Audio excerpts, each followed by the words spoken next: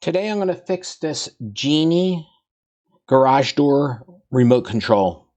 This is the membrane kind. So what's happening here is when I press the button, I have to press it really hard and a few times before the garage door actually opens. So that can be caused by one of two things, that the contacts are dirty on the membrane where it contacts it, or a low battery. So we're going to open it up and we're going to check it out. So I'll just go here in this notch, and the first thing I'll do is I'll test the battery. So let me just push this battery out and test it. So I got a digital multimeter set to, well, this is the 20 volt DC scale, so that'll be good for 3 volts, which this is. So this should be 3 volts or more, and it's 3.09. So this is relatively still good, this battery.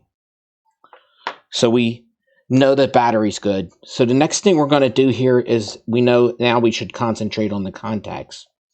So I like to clean the contacts with just a kind of this is just a drafting eraser, or just any pencil eraser.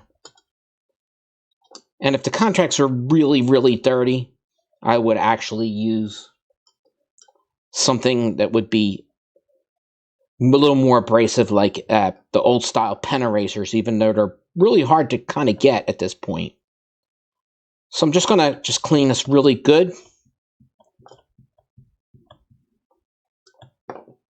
So it's not really abrasive, but it shines up the contacts. So what will happen over time is that a little bit of a film of corrosion builds up on this. So the next thing I'm going to do is I'm going to get 99% alcohol, or at least a higher percent alcohol, and I'm going to clean these contacts. And I use this end contact, so that's the one I'm really worried about at this point. That's the one, because I don't have 2 garage door openers. So I'm going to clean this contact, then I'll dry it with this side of the Q-tip, and I'll also clean these contacts here and dry them.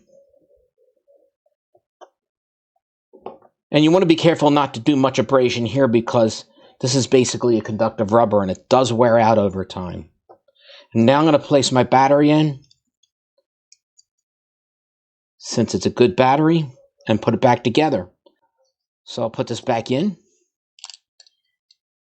and it should work. All right, I'm in the garage here, and once you have replaced the batteries, you're going to notice the remote no longer works with that button. And that's because that button has to be repaired with the garage door controller. Okay, to pair this with the garage door opener, I'm going to hit the program button, and once it lights up, then I'll hit it again until it's purple blinking. And for the remote here, I'll hit that twice, and that light will then go and change to blue.